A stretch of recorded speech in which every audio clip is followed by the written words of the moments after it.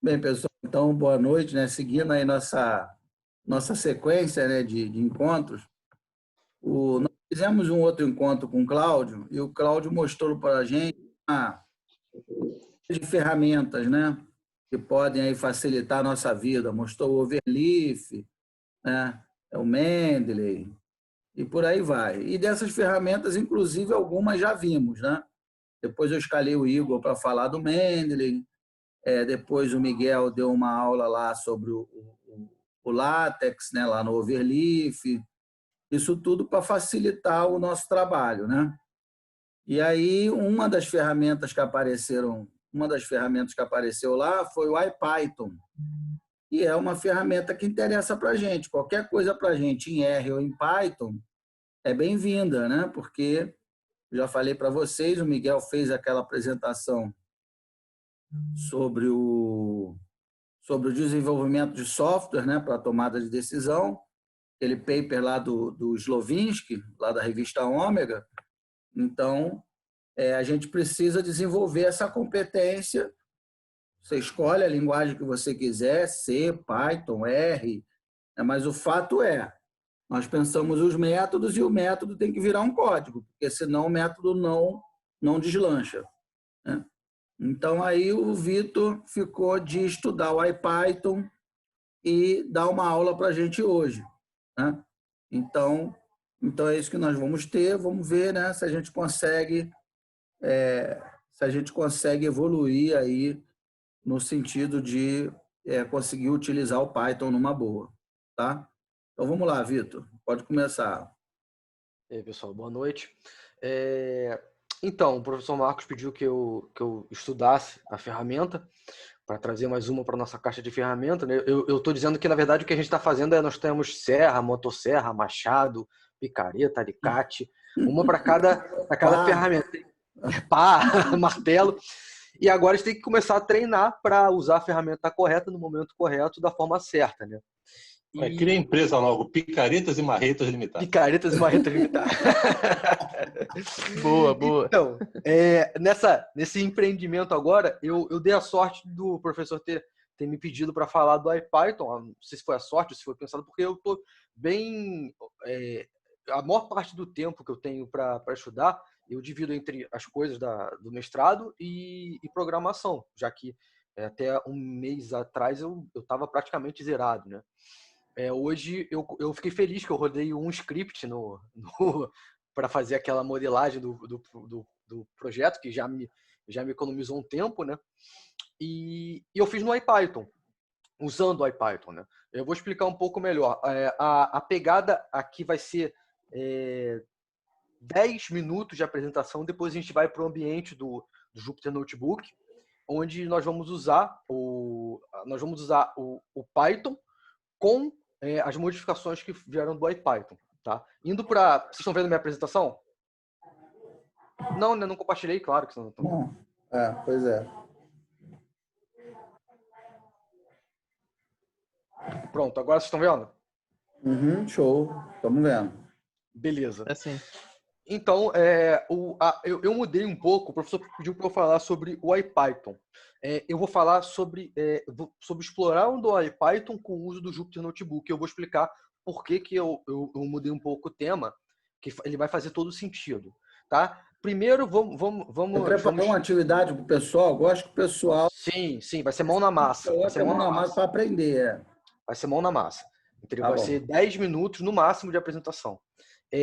Então, justamente nesse mindset que você tá, eu gosto de começar com uma frase, né? Aí eu trouxe a frase do pensador Santos Marcos, que nosso negócio... Deixa isso para filósofo. Aqui a gente vai direto na pauleira. Muito bom, mano. Porra. Então, eu achei que a figura rica hoje tinha sido já a parada do dia. Achou que fosse ponto alto do dia, né? Porra, aí tudo é sinistro. Ele se supera, né, cara? O cara é brabo, o cara é brabo. Então, vocês já entenderam qual vai ser o mindset, tá?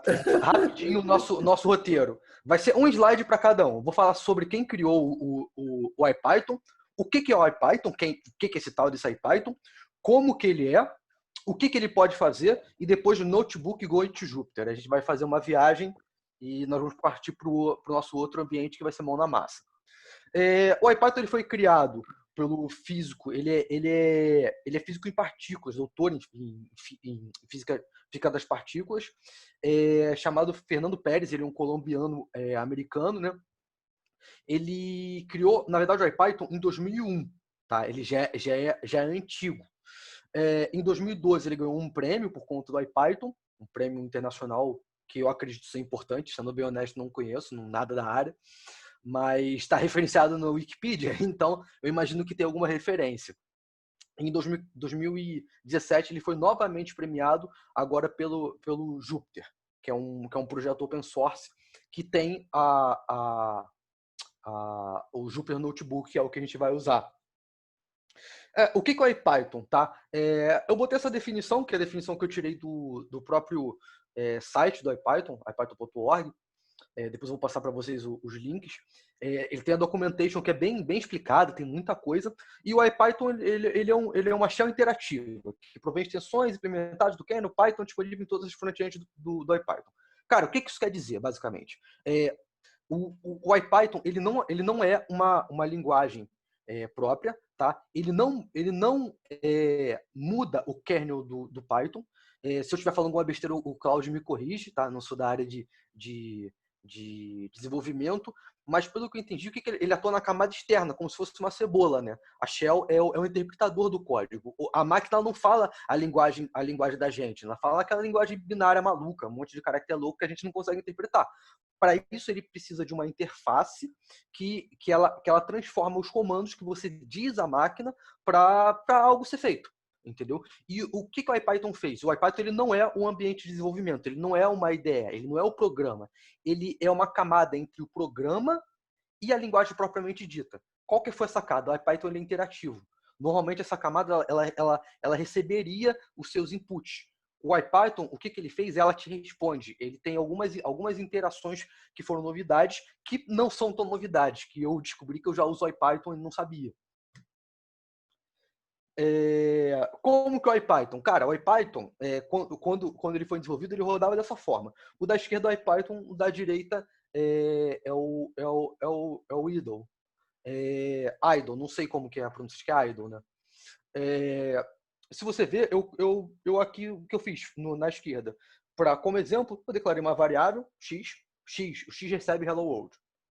Inclusive, eu saio um H no primeiro exemplo, agora eu vi. Depois eu coloquei para printar. Você vê que é exatamente a mesma coisa. Aparentemente não tem diferença você olhando num primeiro momento. Mas o que o IPython pode fazer de diferente? Tá? Ele faz tudo o que o Python faz e algumas coisinhas a mais. Algumas coisas já estão incorporadas, tipo completação de nome. Eu gosto de usar o Spyder, tá? Até sugeri que o pessoal baixasse o Anaconda para usar o Jupyter, mas lá tem o Spyder também que eu acostumei, mas tem outros interpretadores, outras ideias que falam que são tão boas quanto. Eu me habituei. Me habituava, porque na última semana eu passei a usar o notebook e estou gostando bastante, estou usando as duas. A completação do nome. Se você apertar Tab, você está programando. Cara, eu, por exemplo, tenho uma memória muito ruim. Eu esqueço um programa, se você apertar o Tab, ele te dá uma listinha dos programas, dos comandos referente àquele argumento ou aquele método. Isso daí veio com IPython.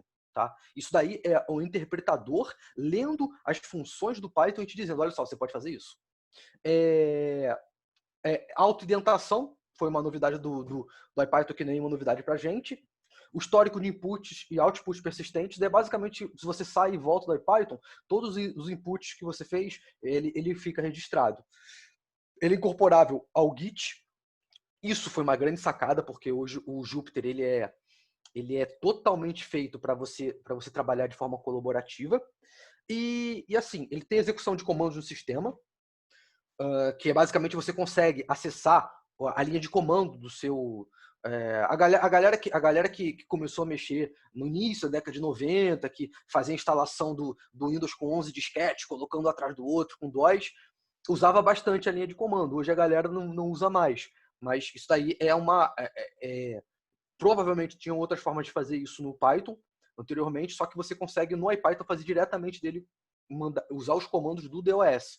Isso aí dá um poder a mais para a linguagem, né? Porque você consegue criar diretório, mexer diretório, manipular arquivos e transformar isso numa variável, inclusive. O CellMagic, que a gente vai falar mais à frente. E, bom, e o notebook, tá? O notebook, isso aqui à esquerda, se você ver, é uma telinha igual a essa tela daqui da esquerda, tá vendo? Só que com outra formatação feita para o ambiente web. Em 2012, foi criado o IPython Notebook.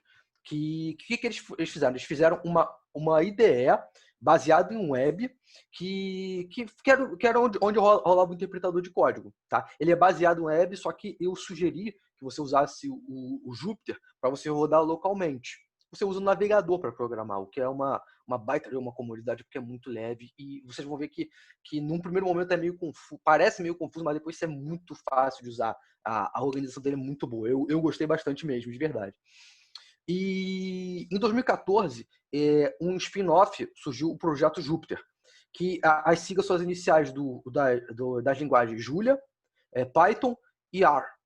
E o Jupyter Notebook ele incorporou o IPython Notebook, e agora o IPython ele não existe mais. Ele é o IPython Notebook, né? Ele não existe mais, ele é uma parte do Jupyter.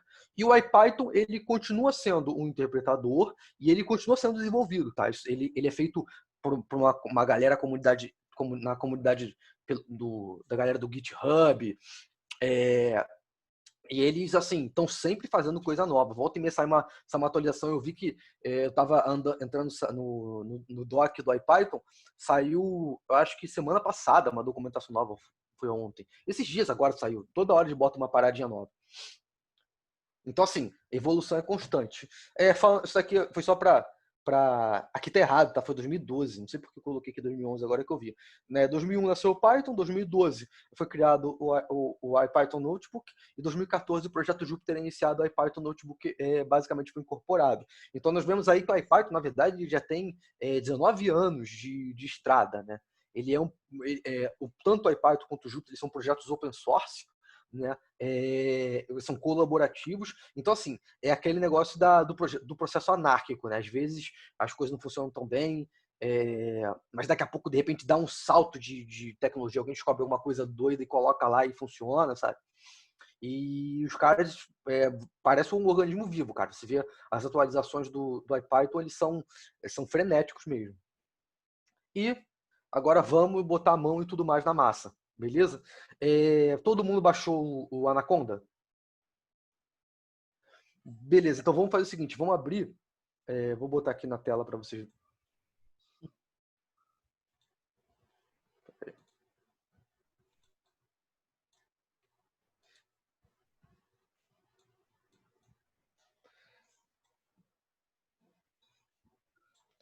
Vocês vão abrir aqui, ó.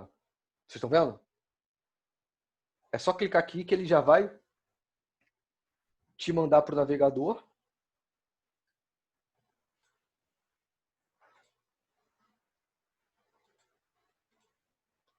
E isso aqui vai ser a cara inicial do Jupyter.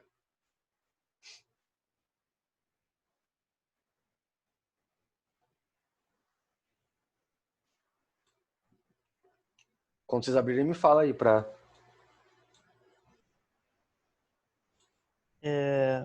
Bem, eu instalei aqui, cara, só que eu acho que eu abri o errado. Depois de instalar, eu procuro o que aqui? O Anaconda, ele é tipo um chapeuzinho com todo mundo dentro aí, pelo que eu tô entendendo. Não, o Anaconda é um chapeuzinho com todo mundo dentro. Se você pegar e colocar Anaconda, ele é um círculo verde com é um desenho de círculo verde. Deixa eu mudar aqui, dar um share. Não, tranquilo, porque eu instalei ele mais cedo. Aqui, ó. Deixa eu dar uma olhada. Tá vendo aqui? Você tá vendo a minha tela? Tô. Esse aqui, tá vendo? Tu tem esse ícone aí? Sim, tem sim. Aí o Jupyter ele pode não ter sido instalado. Se ele não for, tu me fala. Não, tá rodando aqui. Eu cliquei Tá rodando. ele, só que ele abriu aquela tela de executável. Só que agora ele tá carregando. Ah, Então, ele abre uma tela do prompt. Porque no meu ele abriu na outra tela. É, isso que foi minha preocupação. Achei que eu tivesse colocado alguma coisa errada e ele tivesse Não, só com não, o não, comando aqui. não. Dá pra gente usar ele da seguinte forma, ó. Calma aí que eu vou botar a tela aqui. Vocês estão vendo o prompt, não estão? Sim. Uma forma de você executar o IPython é assim. Daqui já é o IPython.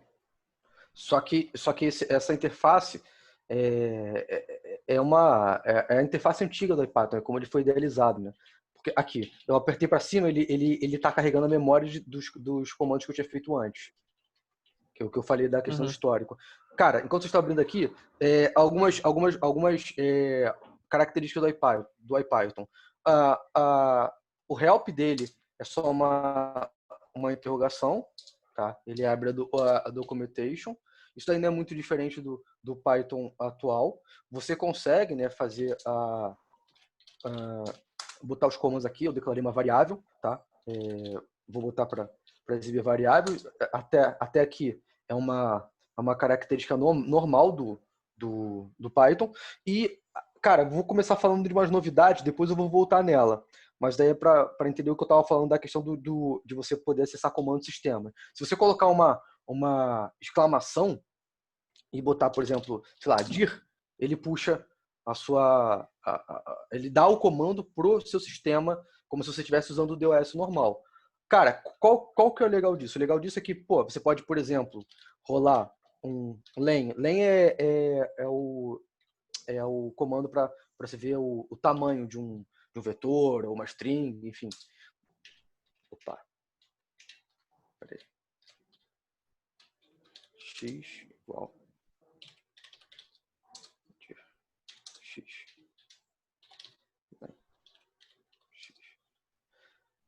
Eu botei. A gente vai trabalhar com Jupyter Lab? Ou Não, Jupyter Jupyter Notebook? Lab não. Jupyter Notebook. O Jupyter Lab ele é uma outra ideia. Show. Eu vou. Porque assim, o Jupyter Notebook, o Jupyter Lab também dá para fazer isso, tá? O Jupyter Notebook, ele tem um dos conceitos que ele tem é aquele conceito de programação paralela, que permite que você rode o mesmo programa, ele roda funções diferentes em locais diferentes e que se comunicam, entendeu? Isso daí serve para você fazer. Eu não tô ainda no nível de explorar isso não, mas eu sei que com isso você consegue fazer umas programações bem mais poderosas, né? Porque você consegue usar recursos de várias máquinas simultaneamente. Bom, vocês abriram já essa tela? Já. Já? Show. Cara, essa daqui é a tela inicial do Jupyter, tá? Do Jupyter Notebook. Aqui em Running, você vê os terminais que estão sendo rodados no momento. Clusters. Caso você tenha feito agrupamentos para computação, para programação paralela, ele vai estar aqui.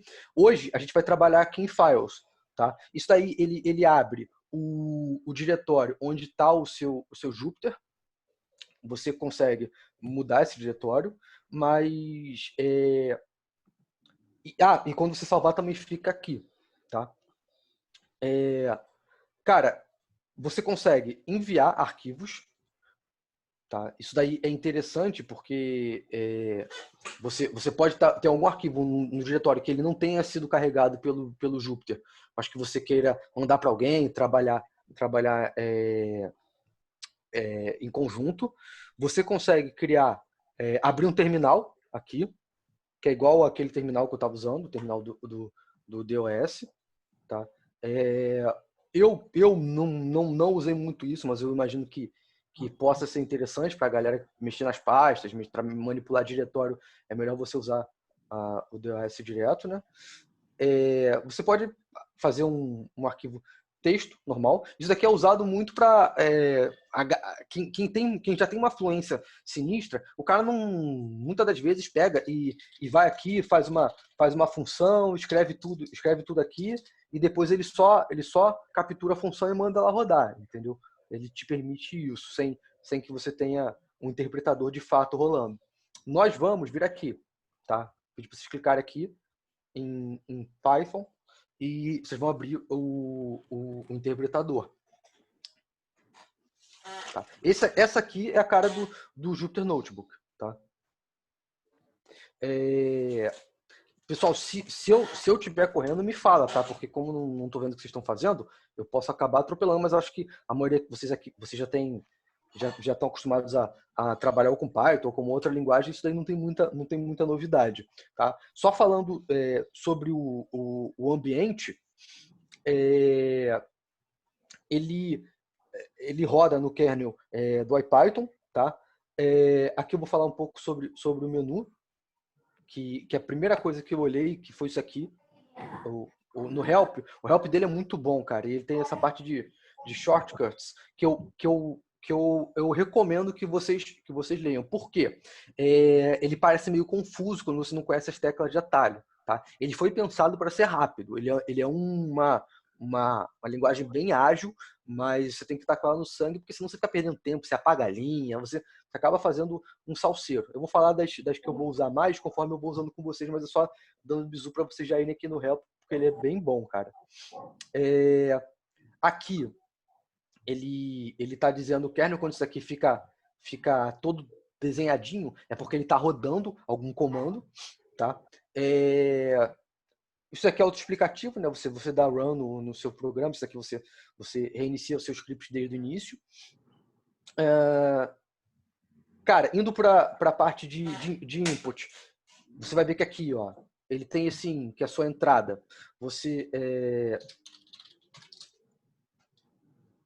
Vou digitar teste aqui, apertei Enter, ele muda a linha. Tá? Você tem que apertar Ctrl Enter para ele rodar e te dar um output. Tá? Então, Shift Enter. Isso daí é uma característica dele, porque você pode, basicamente, escrever linhas inteiras de código aqui. Tá? Eu posso botar x igual a 1, y igual a 43, não tem problema, z é igual a, sei lá, x elevado a y, print, função, você digitou fazer. Tá? Ele rodou todo esse bloco de comando. Qual que é a vantagem disso? A vantagem disso é que você pode trabalhar em blocos separados e você ir requisitando as funções de acordo com o seu programa. Tá? Aquele script do Vicor Sapivo que eu estava trabalhando hoje, que eu usei parte dele hoje, eu fiz dessa forma. Para trazer aqui para a tela, para vocês verem mais ou menos como ele está ficando. Ele está ficando assim. Ó. Eu coloquei essa imagem do Dunning-Kruger Effect aqui. Vou falar, foi bom trazer isso aqui que eu falo das diferenças para vocês. Aqui, ó. Eu coloquei aqui, isso aqui são funções que eu encapsulei, coloquei em nomes bem... Eu não tenho muita prática, não tenho muita noção de boas práticas de programação, mas para mim pareceram bem intuitivos, né? E criei diversas funções aqui em linhas diferentes. O que eu fiz é que eu fui e requisitei que elas fossem executadas em uma outra linha aqui abaixo. Eu posso fazer isso e isso é uma vantagem organizacional. Você também consegue fazer isso em outras IDEs, tá? Mas tem uma característica do notebook. Além de que eu posso importar também de outros scripts, posso trabalhar com vários scripts simultaneamente, mas eu particularmente gostei dessa organização. A organização dele é bem interessante mesmo. Bem interessante. Tá super intuitivo. Muito intuitivo. Assim, essa questão por exemplo, tem algumas coisas que são muito práticas e quando você para e pensa, são intuitivas. Por exemplo, eu quero criar uma linha acima. Tá azul é porque não está selecionado. Vocês estão vendo essa seleção azul. Se eu apertar Enter, tá verde, é porque está selecionado. Apertei ESC, saiu sem rodar. Tá? Se eu apertar a tecla A com ele azul, ele cria uma linha acima. Se eu apertar B, ele cria uma abaixo. Tá? Isso daí é legal porque vocês vão precisar disso para ir desenvolvendo, porque senão vai ficar dando teclinho o tempo todo. Então, assim, pegar com o uso e ir usando cara, sei lá, acho que é 30% cérebro e 70% função medular. Você vai repetindo e você começa a ir no automático. Deletar, você aperta a tecla D 2 vezes, tá? Por isso que você tem que tomar cuidado quando você estiver digitando, porque se você não tiver selecionada nenhum input, se não estiver fazendo edição, ele tá entendendo que você está dizendo para ele mandar coisa, entendeu? Aí, por exemplo, aqui, tá? Eu não estou nada selecionando, aí eu vou digitar, eu quero criar uma variável chamada abacate, eu criei A, ele vai criar uma linha. Digitei B, ele foi criar outra linha. Digitei outro A, ele foi criar outra linha, entendeu? E você às vezes não está olhando para a tela, você vai perdendo isso. Se você selecionar com o teclado e apertar o Shift e a seta para baixo intuitivamente, você seleciona tudo, dá dois teclas no D, você apaga. Deixa eu ver se tem mais alguma coisa. Ah, tá. Uma outra coisa. Ainda sobre a organização do texto, tá? Do sistema. Tem aqui, ESC, B, xuxa. Opa. Aí, de novo, tá vendo? Eu fui digitar, acabei apagando. Vamos lá, B, aqui, chuchu, ESC, vamos lá, B, cebola, tá? Não tem significado nenhum isso, não é programa nenhum, não é variável, nem nada. Eu só coloquei isso aqui na tela pelo seguinte, pô, eu olhei pro meu texto e de repente eu vi, cara, não tá organizado. O chuchu era pra estar acima da cebola. Pega essa setinha daqui pra cima perto, ele vai e sobe ela. Arrastou ela para cima, então quer dizer, você consegue ir organizando a disposição do seu texto em blocos. Isso daí é muito bom, isso é uma vantagem astronômica em relação às outras ideias para mim, tá? Eu não preciso dar copia e cola, como já faço em blocos, quando eu quiser mexer o bloco para cima ou para baixo, eu vou arrastando ele. Outra. Quer dizer, para mim parece, né? Não sei se de repente para vocês parece algo bem trivial, mas eu sou um cara desorganizado, preciso de coisas que me ajudem a me organizar, porque senão eu me perco, né? Isso aqui em cima, você muda a propriedade desse campo aqui, tá? Code, que ele vai receber o código.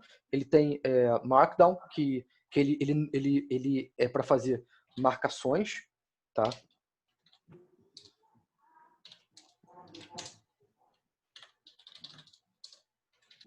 Isso aí, ó, cara, isso é muito bom.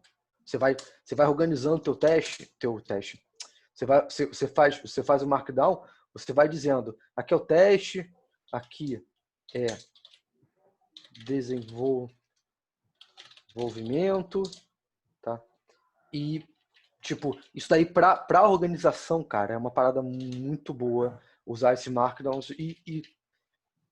eu vou deixar ele aqui, depois eu vou falar de um outro pulo no gato que tem a ver com ele. Esse raw, ele é cru, ele não lê ele quando você roda o programa, tá? Eu não sei exatamente como que você pode fazer o uso desse NBC Convert, mas o que eu sei é que na prática ele não funciona. Esse handling, ele foi absorvido ele não é mais utilizado, a função não está mais ativa no módulo do IPython. Tá, outra parada. Cara, isso aí é uma coisa do IPython, tá? Isso não é do Jupyter Notebook. Você consegue acessar os inputs e os outputs. Como que você faz? Se você digitar in e, sei lá, linha 2, tá vendo isso aqui? Isso aqui é tudo que rodou aqui. Tá? Você consegue acessar. Você, por exemplo, pode atribuir a variável G. Isso é uma variável G. Se eu rodar a variável G, ele pegou essa string aqui e jogou para dentro dela. Outra coisa que eu posso pegar também, por exemplo, K igual out. Cara, é bem intuitivo, faça assim. Eu quero o output da linha 2. O output é isso aqui. Tá? Rodou? Opa, por que ele não teve output? Ah, não, peraí. Não é linha 2, não. Pronto, linha 7.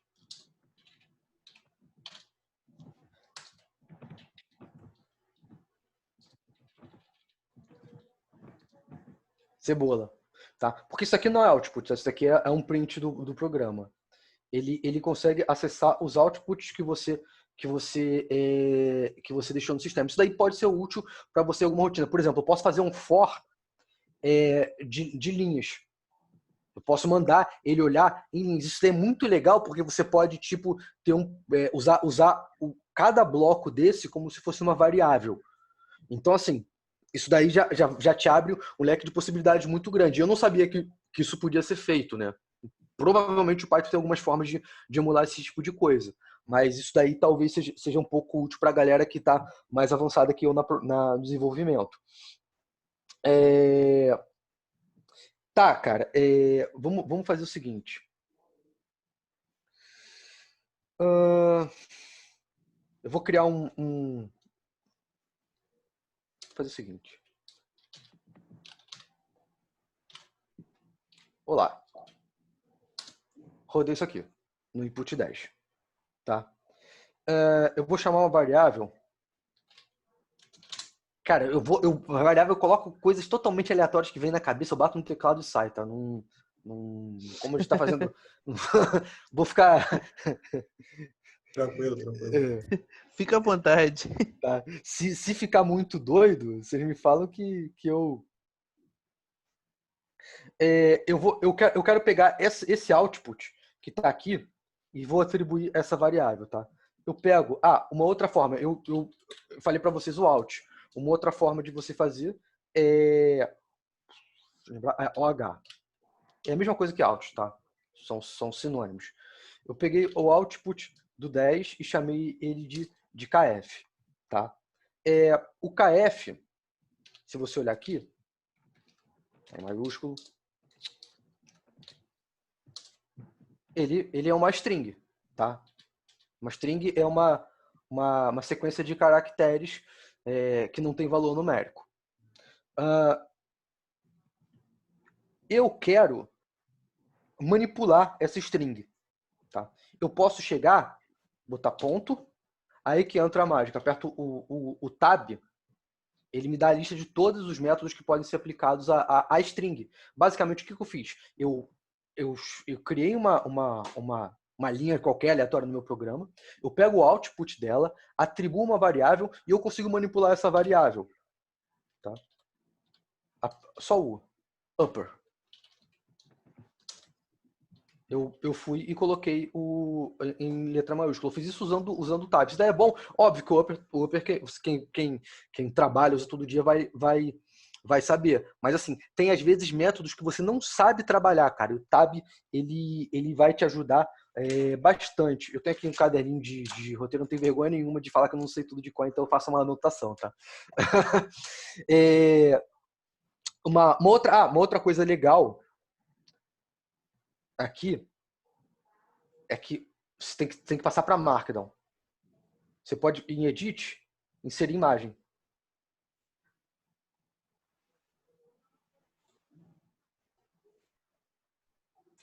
Aí você executa. Tá aqui, ó. A obra de arte. Óbvio que eu tô... Barriga aí. O seu barriga. Cara, como vocês não chegaram no seu barriga, cara? Eu fiquei muito chateado por não chegar no seu barriga. Achando que eu era o artista. Aí, assim... O que acontece? Eu tô fazendo uma parada totalmente zoada, tá? Mas isso para algum projeto, isso pode ser muito útil, sabe? Você pode, às vezes você desenvolve, eu às vezes faço isso, tipo, eu faço o desenho de uns esquemas para não me perder durante o desenvolvimento, tá? Uma sugestão é que você pode colocar aí o teu esquema de desenvolvimento já no próprio na sua própria IDE, né, cara? Isso daí é uma parada que assim, é mais uma ferramenta para te ajudar a organizar, ou várias outras coisas. Eu tô viajando aqui na maionese. Tem muitas outras funcionalidades, fica de acordo com a sua criatividade. Tá, agora eu tô indo para a parte final de novidades. Não vou ficar ensinando o padre a rezar a missa, tá? Mas assim, se a galera não usa o IPython, talvez não conheça. Ele tem uma coisa que chama função mágica, tá? Você coloca na linha de comando dois sinais de percentagem e você consegue invocar linhas de comando de outras linguagens. No caso, HTML não é uma linguagem, né? Mas tipo, você trabalha com um método de escrita do HTML. Por exemplo, aqui, H1, P, style. Cara, eu tô... Não, não é assim não. Eu não mexo em HTML tem, sei lá, muito tempo, cara. Color, os pontos, eu acho que eu não preciso de argumento red. Vamos ver se vai. Menu, barra H1,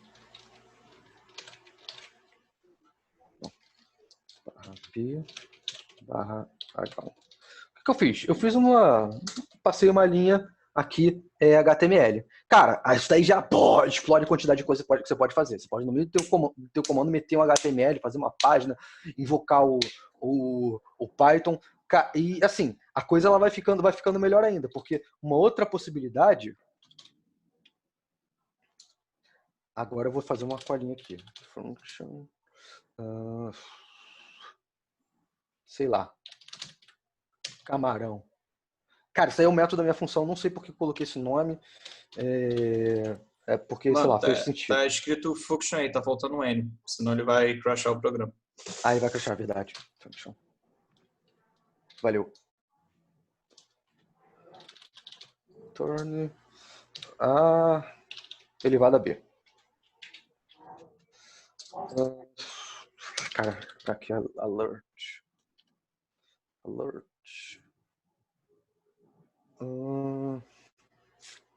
Não. Alert. Camarão. 2. Acho que é isso. Peraí.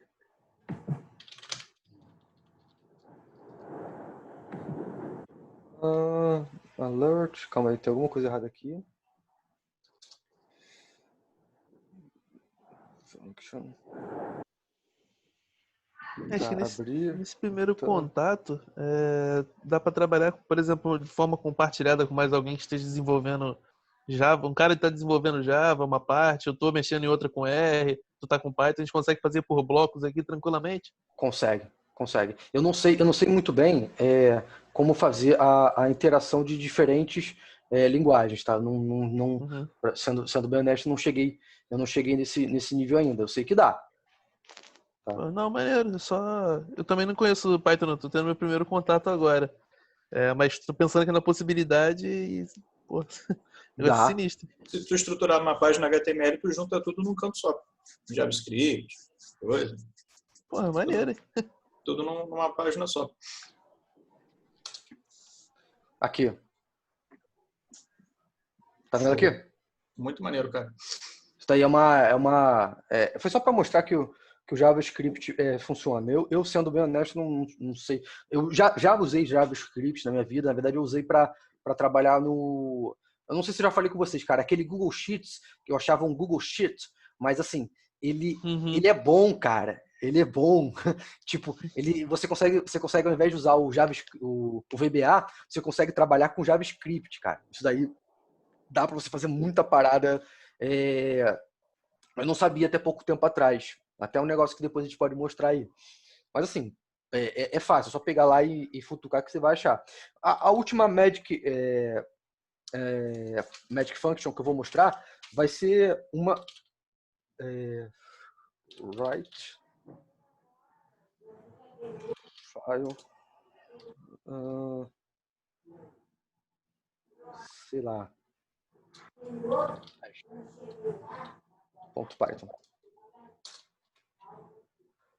O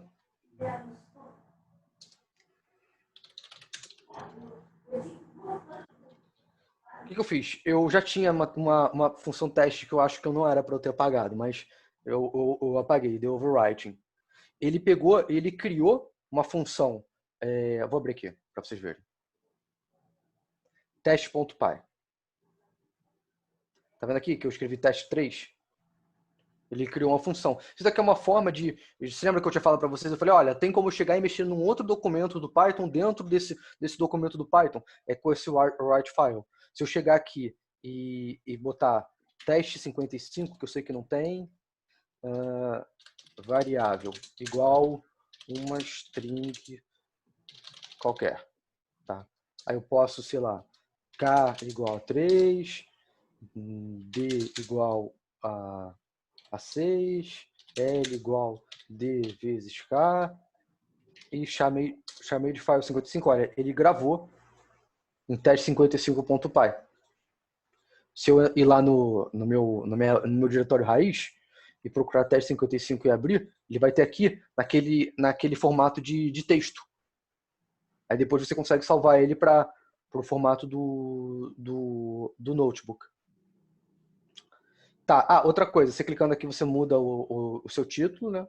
Isso daí já é bem intuitivo. Cara, a última coisa que eu queria mostrar para vocês, o que eu acho interessante, eu já deixei os comandinhos aqui, deixei mais ou menos uma colinha pronta, é que você consegue chamar bibliotecas do Python. Então, assim, eu posso, por exemplo, colocar import numpy as np. Tá? Uma variável rand igual np ponto. Esqueci. Random ponto. Cara, eu lembro que era alguma coisa com essa sample, tá? Eu vou gerar, sei lá, 100 amostras e vou rodar o rand. Gerei aqui um array com 100 amostras. Isso aí é uma biblioteca externa do Python que eu convoquei, né? Só que assim, essa ferramenta, ela é uma ferramenta que ela foi desenvolvida principalmente para uso de ciência de dados. Então assim, eu posso chegar, importar matplotlib, pyplot, plp, plot, ponto. Não. Plot. Todo mundo conhece essa função. Cara, o matplotlib, ele é uma biblioteca para... eu não sei se ela faz mais coisa, tá? Mas ela é uma biblioteca usada para gerar... Vou mostrar aqui para vocês. Ela gera gráficos. Então, assim, você consegue com essa... Eu acho que o Cláudio, ele deu um treinamento usando eu acho que ele usou o matplotlib quando ele fez a regressão linear, né? Para plotar o gráfico. Eu tenho quase certeza. ggplot, não me lembro. Era ggplot. Mas, se não me engano, acho que ela é derivada dessa mágica. Elas são meio que da mesma família. Enfim, tem algumas outras bibliotecas, só que isso foi só para mostrar que a interface gráfica ela funciona bem aqui também. E mais uma... deixa eu ver aqui se tem alguma coisa que eu marquei para falar para vocês. Cara, tem uma parada bem legal. Eu não conhecia, tá? Eu acho que isso daí veio com o IPython, mas provavelmente a galera que já está experiente já incorporou isso há um tempo, que são os widgets. Essa biblioteca ela permite que você crie determinados objetos e incorpore ele no seu programa. Vou mostrar aqui para vocês. Ponto, sei lá, label, cria um label.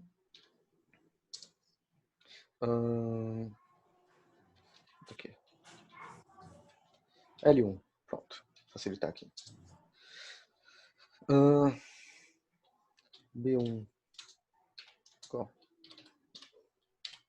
widgets, ponto, button,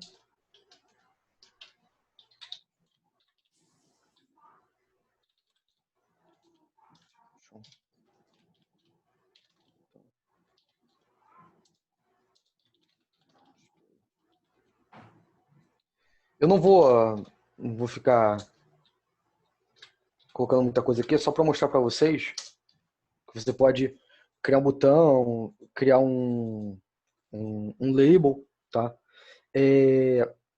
Eu posso definir uma função, quando eu clicar o botão, o label muda, eu posso fazer soma, eu posso criar aqui, ao invés do Isso é label. bacana, hein, cara? Pô, isso é legal, né, cara? Isso aí dá para você incorporar no teu... Aqui, posso criar um texto, um campo para texto editável. Eu posso colocar aqui, por exemplo, já que eu já fiz até aqui, só... Dá para fazer uma interface bem intuitiva com isso. Dá. E assim, eu descobri isso ontem. Então, assim, eu não sabia que existia essa ferramenta assim já tão pronta, né?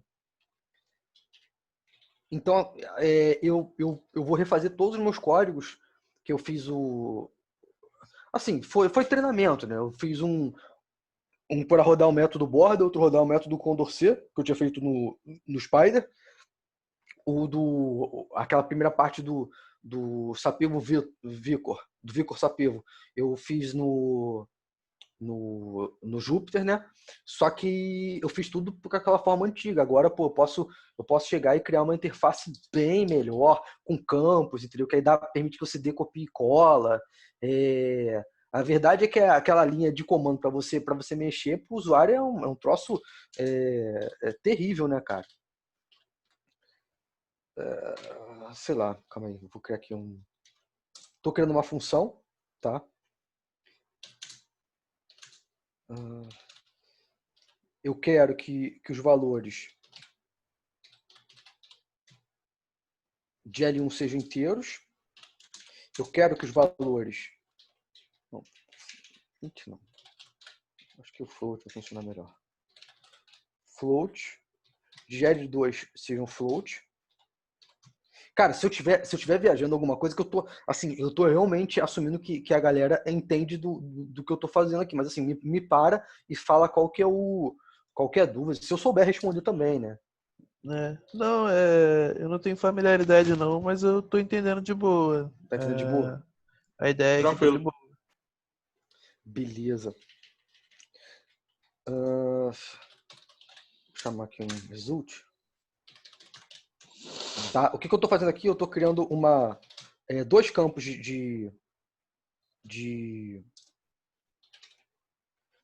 vou criar dois campos desse aqui para receber. Eu fui fazendo, não expliquei o que eu ia fazer.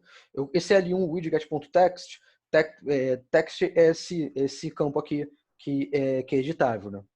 Eu criei dois desses.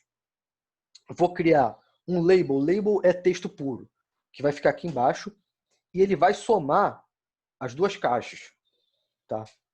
B1 widget é o método, né, que eu estou chamando. Button é o método específico que cria o botão. Description é como você a linha de comando que você dá para alterar. Eu não sei se formalmente está correto como eu estou chamando as coisas, tá? Mas assim é a função. Description é a função que você atribui um título ao botão. Essa daqui é uma função que eu estou criando, que eu chamei de soma. O que ela vai fazer? Ela vai ler, eu criei duas variáveis que vão receber os valores dessa caixinha aqui. Vou fazer aqui melhor.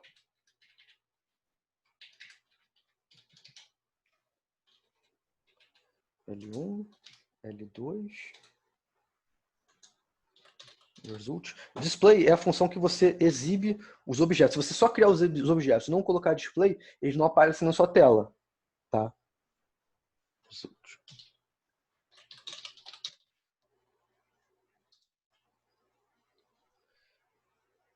Esses três tracinhos aqui é padrão, né? Ele não lê esse bloco de comando aqui. Eu botei para rodar L1 é esse aqui, L2 é esse aqui, a variável result é onde está escrito o resultado, e o B1, o widget.button, aqui está escrito botão, é esse aqui, tá? O que eu estou fazendo agora? Agora eu vou manipular esses elementos criando uma variável chamada soma. Essa variável ela vai ler esse primeiro aqui, ó, L1.value, vai pegar o valor dele e vai transformar em float. Ela vai ler o valor desse aqui, vai transformar em float, que é o L2, e depois ele vai retornar o result. Ele vai, quando eu fiz isso aqui, result.value, o que eu fiz foi, não, aqui não tem. Eu tô acessando a parte de dentro da variável result. Eu tô mexendo nela. Isso daí é como se fosse, para mim, tá lembrando, eu não mexo bem, mas para mim tá lembrando bastante o JavaScript, até o próprio VBA, né, que você trabalha o método do objeto. Eu acho que toda programação orientada a objeto acaba sendo assim, né? O que eu vou fazer? Vou transformar string e vou fazer x mais y. Vocês estão entendendo? Quer dizer, não tem muito mistério, né?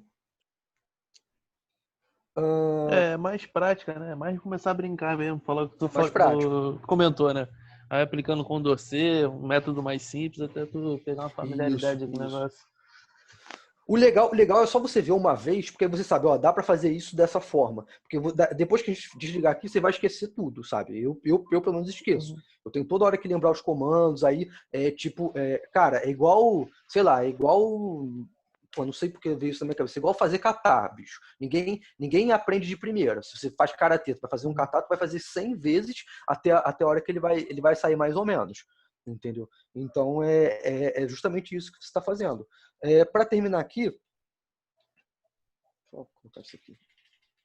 Assim, criei a função. Agora eu vou ativar a função. Eu vou dizer para o botão, aqui B1 é o botão, eu vou dizer para ele, olha, quando você, cara, basicamente está dizendo para ele, ó, on click, quando você clicar no B1, que é um botão, você vai rodar a função soma, tá? Vamos lá, não me faça passar vergonha.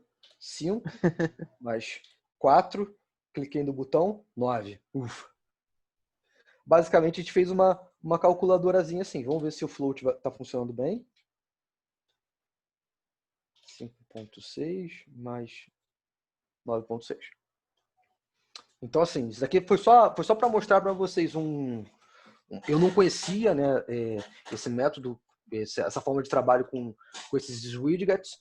Eu ainda vou estudar isso mais a fundo e vou começar a fazer tudo que eu puder usando isso aí, cara, porque eu acho que pro usuário, claro, se eu for rodar um script, eu não preciso, tá? Vou mostrar aqui para vocês. Isso aqui foi aquele que eu estava falando do... Ah, tá, não. Foi... É que eu estava vendo o chat, não tinha visto se uma coisa. Esse aqui, que eu estava falando que a gente fez o script, basicamente, cara, o que eu consegui rodar até agora, aqui na parte de ordem e execução do programa, eu digo quantos critérios tem o problema. Vocês estão lembrados que no Sapebo você faz aquela matriz, né? Você compatibiliza critério com critério, enfim. Eu digo quantos critérios tem o problema. Eu só estou trabalhando com critério agora. Vamos dizer que o nosso problema tem 5 critérios. Tá? Nome do primeiro critério, critério 1. Segundo critério, critério 2. Terceiro critério, critério 3. Quarto critério, critério 4. O que ele fez aqui? Ele basicamente, eu já fiz os loops todos, né, para ele criar a matriz. Você vê que o código ele não está muito eficiente. Mas assim, eu criei as questões de validação de dado, né? Por exemplo, se eu colocar D, ele... Ah, não, porque isso daí é nome. Ele chamou o quinto de D. Mas, por exemplo, agora, comparação de critério. Como é o Sapebo, ele trabalha de -3 a 3. Se eu colocar alguma coisa aqui, ele avisa que está errado. Entendeu? São essas... Não sei nem porque eu abri isso aqui. Foi só para mostrar mesmo que dá para fazer... Aqui, ó. Eu errei, porque eu coloquei um... Ele já faz a comparação aqui, tipo, eu digitei o A1, coloquei um número, o A12, eu coloquei o número, o A21, ele coloca o oposto já. Enfim, rolei aqui a matriz, ele completa. Eu só digito uma vez aqui, tá vendo? Aqui ele completa automaticamente para mim. as diagonais já completam. Então, assim, como que eu usei isso hoje? Eu usei esse script, como minha matriz ela tinha 11 por 11, para eu não fazer cagada, tipo, sei lá, na hora de me confundir, aqui, ao invés de colocar, aqui foi 3, ao invés de colocar aqui -3, eu coloco -2, sabe? Cara, fazendo a munheca, manualmente, você aumenta a chance de erro, né? Então, foi só para mostrar mesmo isso daí que eu tinha feito, que eu fiquei orgulhoso desse trabalhinho aí. E é isso, galera. Tem alguma coisa, alguma dúvida? Algo que possa acrescentar? Muito legal, cara. Deu para ajudar, cara? Você acha que ele fica bem limpo, né? Ele fica bem limpo, assim, o ambiente é bem limpo. Tu vê abaixo, você vê o resultado de forma bem automática. Entendeu? Eu achei bem bacana. Eu já conhecia o Júpiter, né? Só que eu tava começando lá pelo PyCharm, pelo visual. Mas ele é bem bacana também, dá pra fazer umas coisas bem legais nele, assim, por ser bem limpo, né? E ficou show, parabéns. Deu pra passar bem o... Como que eu tenho... a mão na massa, aí foi mão na massa de verdade. Né? Foi mão na massa, né? Eu quis reduzir aquela primeira parte pra gente não ficar muito no lenga-lenga e o professor Marco já falou que nosso negócio não é filosofia, né? A gente vai direto pra marretada. Tá sem mic, professor. Tá sem som. Filosofia deixa pro filósofo, né, cara? A gente não é filósofo. E assim, cara, como que eu tenho trabalhado? Eu tenho, se você trabalhar com 2 monitores, que eu acho que é o ideal, eu deixo um com o Spider, ou você bota o PyCharm, e no outro eu deixo o Jupyter direto aberto. Porque assim, tem as vantagens do Spider realmente, né? O console. Uma outra parada que eu vou mostrar para vocês. Eu não sei como é que é o PyCharm, mas eu nunca tinha reparado isso. Sabe, tá vendo o console aqui? Ele roda no IPython. Eu não sabia disso, eu nunca tinha percebido isso na minha vida. Entendeu? Então, assim, eu fico com os 2 abertos, passo de um para o outro. Para a organização, eu gosto de colocar os blocos já no notebook, dependendo do que eu estou desenvolvendo. Eu desenvolvo no notebook. Agora, se eu estou fazendo uma função fechada muito complexa, eu já boto só a funçãozinha no Spider, entendeu? Mas assim, enfim, a galera vai achando, né, a forma de fazer. Eu espero que tenha sido útil, né, para ou conhecer uma ferramenta a mais, ou até ver que essas funções mágicas eu acho que dá para a galera mais avançada explorar bem, sabe? Eu entendo que a maioria aqui, esse papo, né, de R, Python, não é o habitat da maioria daqui, né? Não é o nosso habitat. E a maioria acho que vem da produção. Vitor é de produção, Pablo é de produção, Cláudio é de produção, Lucas é de produção, Paulo é de produção, Danilo. Então, assim, não é o nosso habitat, né? Então, eu estou procurando forçar o sistema. Tem uma coisa eu falar, né? Vai lá e estuda. Aí tá, aí vocês não estudam porra nenhuma. Aí sempre tem alguma coisa para fazer, sempre tem. Então, eu estou procurando forçar o sistema. Apresenta isso, vamos ver aquilo. Para vocês já irem desbulinando, né? Porque a gente vai precisar desse conhecimento, né? A gente vai precisar. A gente não veio dessa área, mas a gente entende que isso não é nem o futuro, né, professor? Isso é o futuro. É o futuro. No outro dia eu escutei mas sempre fala nas aulas dele, é verdade, né? Os imbecis vão acabar dominando o mundo, né, cara? Mas por que não? Porque eles são muitos.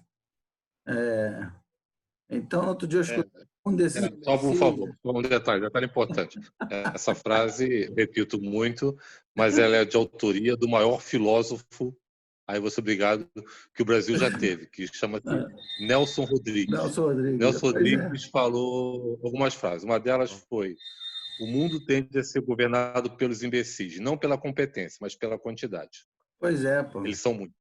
E a segunda frase que eu também adoro dele, eu adoro várias frases dele, tá? Mas a segunda é: todo canalha precisa de uma ideologia que o absolva e o justifique.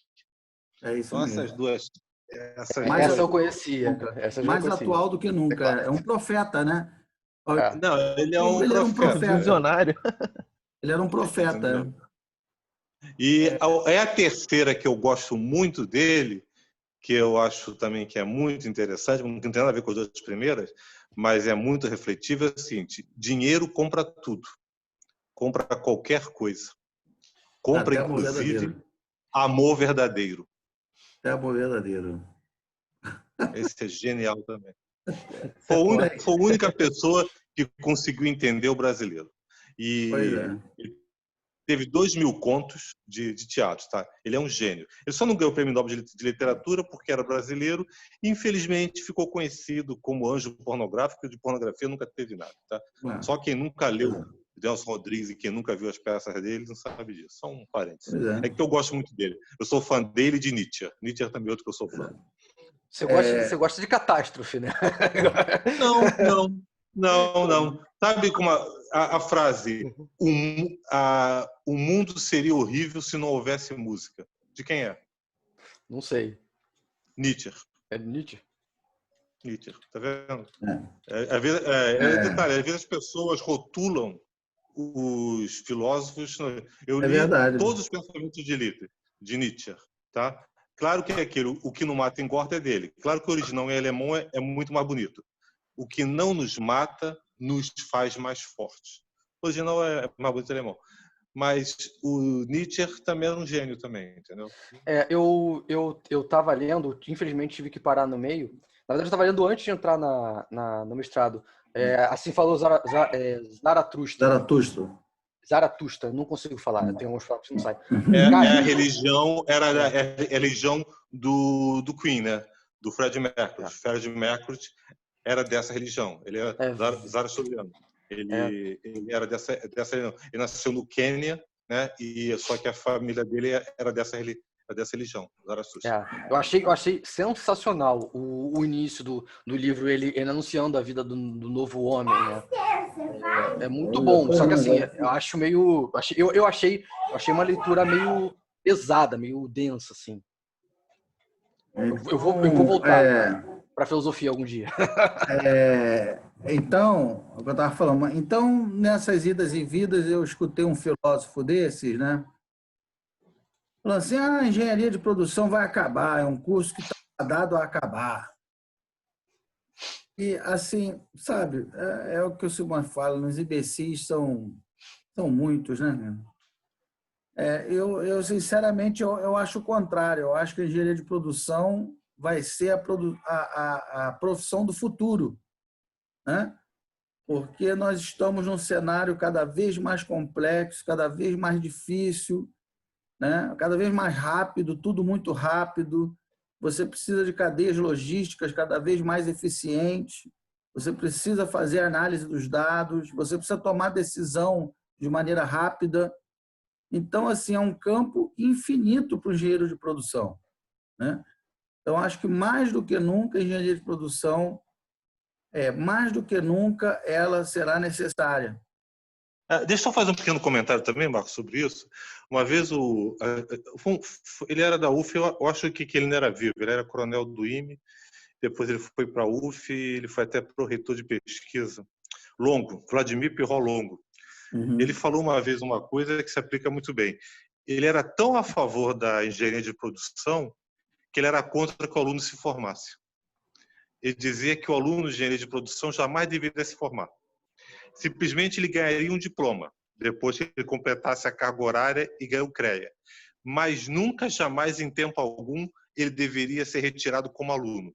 Ele deveria consultar constantemente as cadeiras da universidade e sempre que aparecesse uma cadeira nova que ele não tivesse feito, ele poderia cursá-la porque nunca a matrícula dele seria encerrada.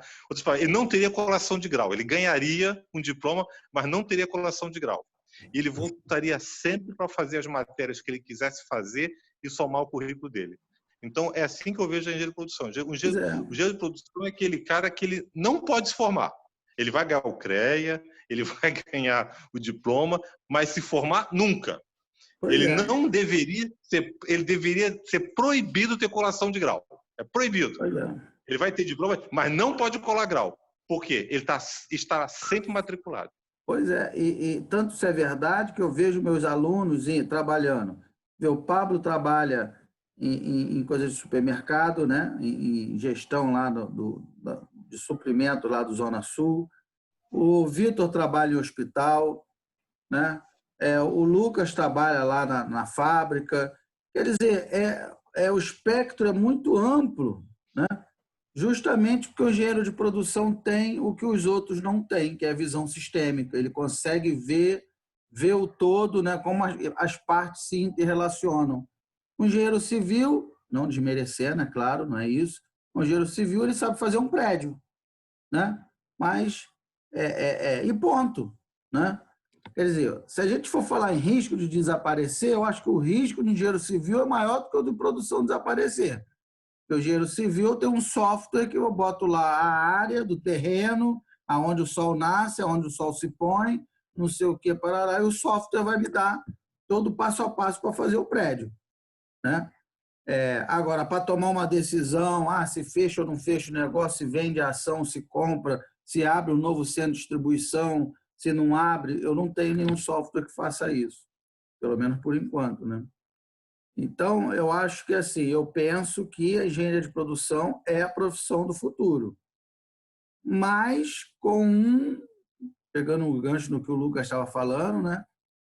Mas com uma condição, e com o que o professor Simões falou também, que o engenheiro de produção continue se atualizando, né? Porque se o engenheiro de produção ficar com aquele papinho de ciclo PDCA, de matriz SWOT, de NR17, de ISO 9000, se ficar só nesse papinho, nesse lenga-lenga, aí sim, esse vai ficar em apuros, né? O caminho do engenheiro de produção não é puxar brasa para nossa sardinha, isso é um fato. O caminho para o engenheiro de produção do futuro é análise de dados e tomada de decisão, né? O caminho é esse, não tem outro caminho, né? O caminho para o engenheiro de produção é esse. É a capacidade de prover decisões acertadas a partir de uma massa de dados. Vamos ser bem práticos, que as decisões que os engenheiros de produção vinham tomando antigamente, hoje em dia a galera faz um curso de Lean Six Sigma. Isso que eu estou falando. E o cara faz, entendeu? Advogado tem que botar uma certificação ISO 9000. Tu vai ali, faz um cursinho na Bureau Veritas de uma semana, está resolvido. Você não treina, produção. Treina, se esforça, vai lá, aprende o método e fica replicando o método. O engenheiro de produção agora... MASP, PDCA, não precisa ser engenheiro para fazer MASP, PDCA, não é nada disso. DMAIC, não precisa ser engenheiro, é bobagem. Aquela conversa, né? O cara fala assim, você é engenheiro, legal, pô, aí chama para você fazer um 5W2H. Porra. Pelo amor de Deus, né? Foi o que eu aprendi na faculdade, assim. Foi o que eu aprendi na faculdade, basicamente. Fazer 5W2H, um Value Stream Mapping no máximo, um PDCA... Eu não estou desmerecendo, não é isso. Não, eu sei, eu acho que essas assim, ferramentas são absolutamente necessárias, 5W2H... Sim, mas não precisava ter feito engenharia para isso. Eu, como formado em marketing, já tinha visto, entendeu? Elas são absolutamente necessárias, só que você precisa ter essa complemento. Essa hard skills de você ser capaz de analisar dados, porque é isso que nos torna diferente dos outros. A gente precisa trabalhar com volume de dados muito grande. Exatamente. Então, essa é a ideia. Então, eu acho que a garantia que vocês têm de nunca perder o emprego passa por aí. Desenvolvedor, trabalhar com Python, trabalhar com R, trabalhar com Julia. Não tem para onde fugir, não, meu amigo. Cai para dentro logo para aprender esse diabo logo. Entendeu? Não tem para onde correr, não adianta adiar. Entendeu? Não adianta adiar, só vai ficar com a vida mais difícil, né? Então, por isso que eu pedi para o Vitor falar um pouquinho, da outra vez o Cláudio falou um pouquinho de R, e aí a gente vai falando, daqui a pouco eu chamo o Thiago para falar um pouquinho também, e aos pouquinhos a gente vai... Tudo também é uma questão de tempo, né? A gente vai vendo, aí já começa, já não acha tão estranho, vai se ambientando, daqui a pouco já tá tudo dominado, tá? Bem, então essa semana o que nós teremos? Quarta-feira, o Edilvando vai falar sobre análise bibliométrica com BiblioShine, não é isso? Sim, sim. né? Eu vou abrir aqui o Trello. Quarta-feira, às 20 horas, o Edilvando vai falar sobre introdução à bibliometria com BiblioShine. Quer dizer, mais uma ferramenta aí que a gente soma aí na nossa bagagem. Aí, quinta-feira, dia 2, às 20 horas, a Paula vai falar sobre a metodologia TRIZ, né, Paula? Então, quinta-feira. Aí, sábado, não teremos nada, porque eu vou dar aula numa pós da Estácio. Peraí, a Paula vai falar sobre TRIZ quando? Metodologia TRIZ na quinta-feira, dia 2 de julho, às 20 horas. TRIZ. TRIZ. Que horas? 20 horas? 20 horas. Pode até mostrar aquele framework que você desenvolveu, que a gente mandou para o Simpep. Né? Pode até dar uma... Tá, galera, só avisando aqui. A partir de amanhã tem um Congresso Nacional de Excelência Operacional. Vai dia 1º, vai de amanhã até quinta-feira. Aí, mais uma oportunidade. Já tô cadastrado neles lá, vai ficar rolando lá na empresa, vai ser online. Vai ser qual horário do que eu não vi a confirmação ainda. Não, eu vi aqui, cara. Na verdade, nessa confirmação você tem que dar acho que tem que dar um alô lá de alguma forma, tem que cadastrar alguma coisa. Mas pelo que eu vi, eles vão disponibilizar 9 horas da manhã, só que você pode assistir a hora que você quiser, até 24 horas depois. O horário que você preferir. Beleza. Aí... Então, 29 de junho. Então, aí no domingo de manhã, 10 horas da manhã, nós veremos o método Dematel, né? E que é um método multicritério também. E no domingo ainda não temos nada, eu estou buscando candidatos. Né? Bem, para quando? Domingo à tarde. Então, professor, eu estava conversando com o Igor. Como eu estava trabalhando naquele projeto lá que eu já estava mapeando os respiradores, eu vou tentar montar uma matriz de decisão dos respiradores ao longo das próximas 2 semanas.